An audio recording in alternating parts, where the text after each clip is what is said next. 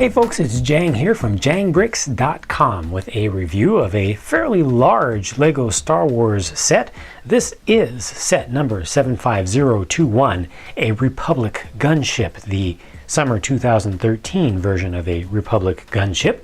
And it has 1,175 pieces, 1,175 pieces, and costs $120 in the United States. Now, I know me, I know that I get really wordy with reviews, especially with big stuff. So I'm going to first take you right into the minifigures and try to get through them quickly so I can focus for a long time on the ship itself. Here we go. These are from the movie franchise, so not Clone Wars, so they have the slightly more realistic look to them with the smaller eyes and more of the standard LEGO minifigure look. And these are all Episode 2 era. You've got Obi-Wan, you've got Padme, and you've got Anakin Skywalker.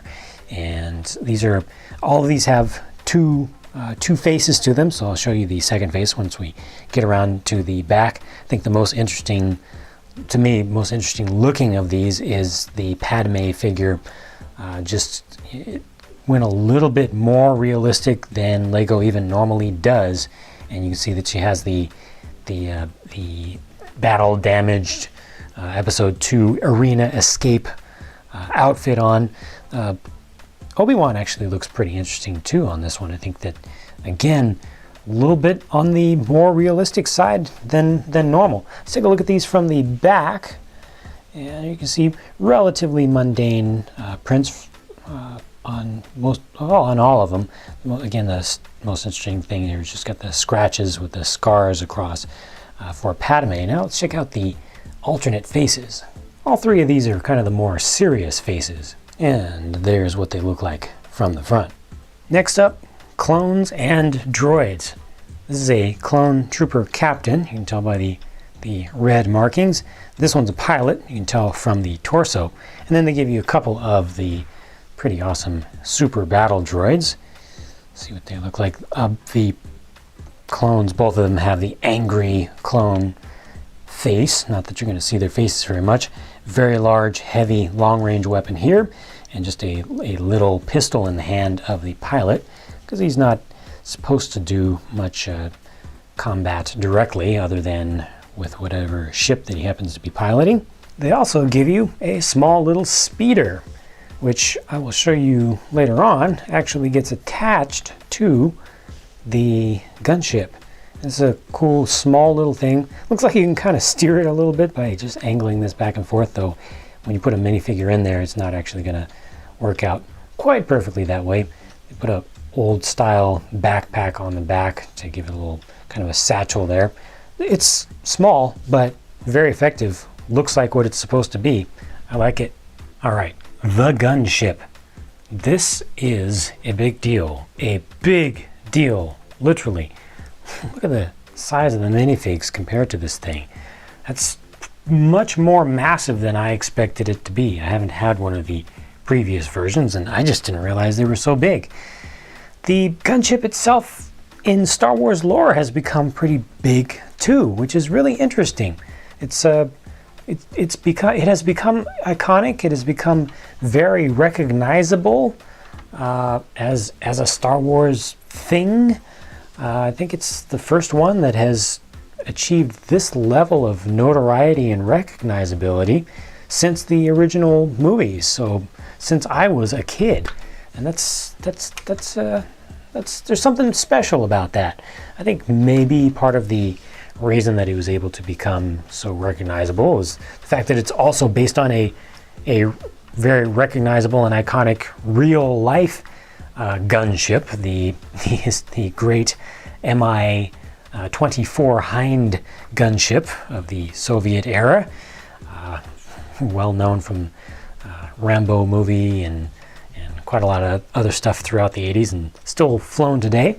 But here it is, tons of space in this thing, huge cannons on the top, two big rows of flick missiles that you can refill. I'm going to show you actually that there's an extra store of extra missiles, but So much going on with this thing. I mean, this is kind of like a flying fortress and flying playset also at the same time. Guns that you can rotate here, lots of range of motion on those, and very sturdy. They don't fall apart no matter how much you kind of mess with them. You've got turrets out here that can move out. You can also angle up and all the way down. You can also kind of turn that in. So you can get quite a range of motion with those. You can put people in those. You've got little spots out here on the winglets, the little bubble canopies. More of the same. You can put more people in there.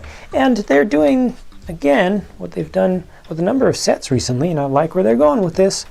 They've given you spots or pods to place your minifigures that don't use studs. So there's no studs down in there. You just put your minifigure in place and they'll hold in place.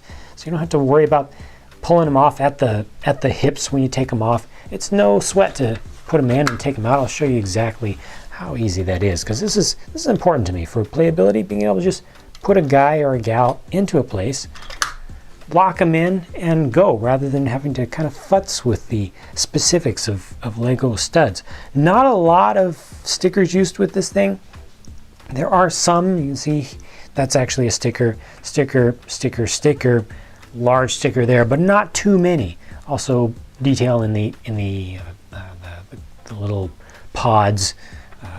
Use small stickers there, but the right amount, I think, the right amount to capture the detail that you want. Back here at the back, you again have another gun. It's your tail gun with a fair range of motion on that. Not as good of a look to this one. It doesn't have quite as much nice detail with just a few Technic parts used there. But back here, you also get another opening area, and that's a storage area. So all of your weapons and stuff, well, maybe not that one. That one's a little bit on the large side. Kind of can clip it down there, but you know, smaller blasters can fit in there. Lightsaber, is that going to work? Yes, it is. And those things are not going to fall out. So you know, even though this one's kind of sticking out a little bit, that's nice that you can put your figures into this thing, and you know, ones that come with accessories that are going to be put into places where the accessories aren't going to fit, such as these cockpits here or any of the gunner positions. You've got space to put the accessories rather than having to keep them around and worry about losing them. And you know, if you're keeping certain figures with a certain set, it just helps you to get more poses and do more stuff and still be able to keep all the stuff that's supposed to be with the set Now up front here, here's another thing that opens up. I thought this was pretty cool, kind of a surprise to me. Opens up here straight, so you can see what that looks like from the front. Not too bad. And that gives you another row of flick missiles. So you can use these for recharge yourself, or you can kind of pretend that they are an extra missile battery that maybe when you land, maybe you drop these off and you can use them as a little bit of a ground-to-ground silo. You know, it's just more stuff to shoot, which of course is what we need lots of. And when these close down, they close down very nicely at that nice angle, non-standard angle, to really get the proper look of the gunship, you know, and its geometry. Now, of course, one of the big things with the gunship is that it's got all this space in it. You can actually retract these gunner pods all the way in, but even when you do, you see you don't have to move anything to get them to fit in there. You also have, these panels at the back, and look at this little Technic, little bit of mechanism here. Just turn that right there, and it opens up the bay. It's extra wide, so you get 50% more space of that interior room, that interior passenger bay opened up, and very easy to operate this. And it's kind of a cool little feature that they actually allow you to do that. And you can, with one hand, you can open up both sides. So here's one side opening, here's the other side opening. I like that. A little bit more difficult to close. You kind of have to pinch in there to get to this little ball, what do you call that? Little toe ball end piece. But once you get it, there you go. Closes in. I think that's really, really nice. Functional. useful for actual play, not just for looks. And then this back here, this rear hatch, this also opens up. And remember I said that the speeder would actually go into this thing? Well, that's where the speeder goes. It goes right there, like so. It just slides itself in. If I can just get it lined up, I'm not looking at it from both sides. There we go.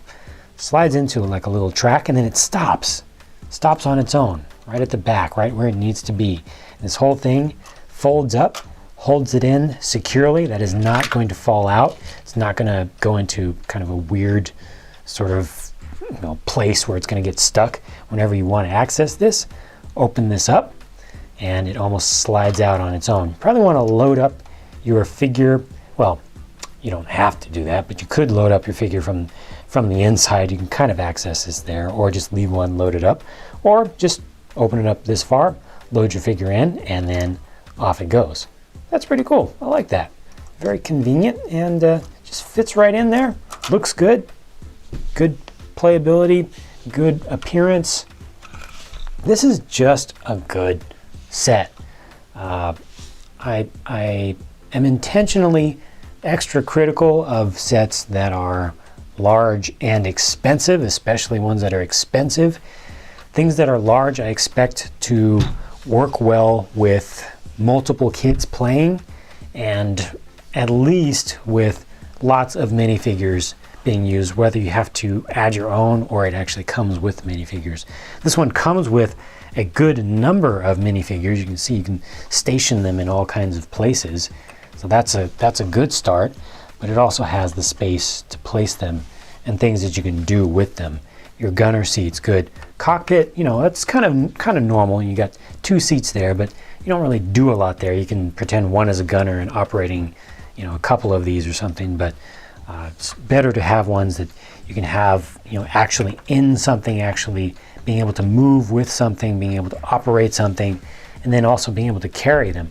So one thing that's a little unfortunate here, I think, is that the plates at the bottom, at the base of this, don't have full studs going all through them. I think it makes it look nicer, it makes it look more clean and kind of, more nicely finished. But it would be nice to actually have a full set of studs down there, so you can just fill this up with as many, especially clone troopers as you can, or whatever Jedi that you want to have out. It would be nice to be able to put figures right over here, so that even when this the side door is closed up, you'd still be able to have more figures kind of visible from the side that are all lined up all the way. That would have been probably a better choice. It's kind of just comes down to looks versus functionality, but you can still fit quite a number of minifigures in there, because you can put them along the edges, and then you can line them up here, and then you can put them down the center also. So not too bad. I'm not going to complain. Also, you can put some inside there in this little front compartment. So there's a lot of stuff that you can do with this. The speeder is a nice extra bonus thing. Space for the weapons, very smart. I'm glad they did that. I hope that they do more. The minifigures look good. They're not too special to me, to my eye, but they're just good. They're exactly what I would hope to see. You can get a couple of bad guys here. Would have been nice to have just a small Trade Federation or Separatist vehicle to shoot at. Maybe some sort of, maybe not a flying thing, but just something on the ground that you could target and take out, or maybe do an ambush from above, drop Anakin down onto it from above, and he lands in it with his lightsaber or something like that. That would have been cool. But you know what? $120 and almost 1,200 pieces. The price per part is perfect, and to get this many minifigures amongst that, value-wise, this works out really well. Playability-wise, it works out really well. Certainly looks good. And there's one more feature that I didn't show you. Handle. You can put a single finger under this, and because it balances a little bit forward of where that is, it's going to keep it hooked, and that allows you to take this thing around the battlefield, fly it around, or just use it as a carrying handle to take it out or put it back wherever it's being stored. or if you have some sort of mechanism for displaying and hanging very heavy display items, that's a great place to hang it from. So a win from start to finish. Nothing about this do I really dislike. The thing that I like the least is just the lack of studs in here, but still, you know, absolutely minimal detraction from that. Overall, a very, very well executed, very playable, very fun set, and a good deal, even objectively speaking. So that's it for this review. Thanks so much for watching. Appreciate your support. If you want to see more reviews, well, I've got lots more on my channel, so check out some of the playlists that are already shown on my channel. You can check out some of the previous videos, older things that I've reviewed. And if you want to stay on top of all updates that I do as quickly as I do them, oftentimes before they even show up on YouTube, and also stuff that's never going to show up on YouTube because it's not video related, follow jangbricks.com. That's my blog, and that's where I post everything Lego related, as well as stuff related to other brands of building systems. And on that note, I'm out. I'll talk to you again next time.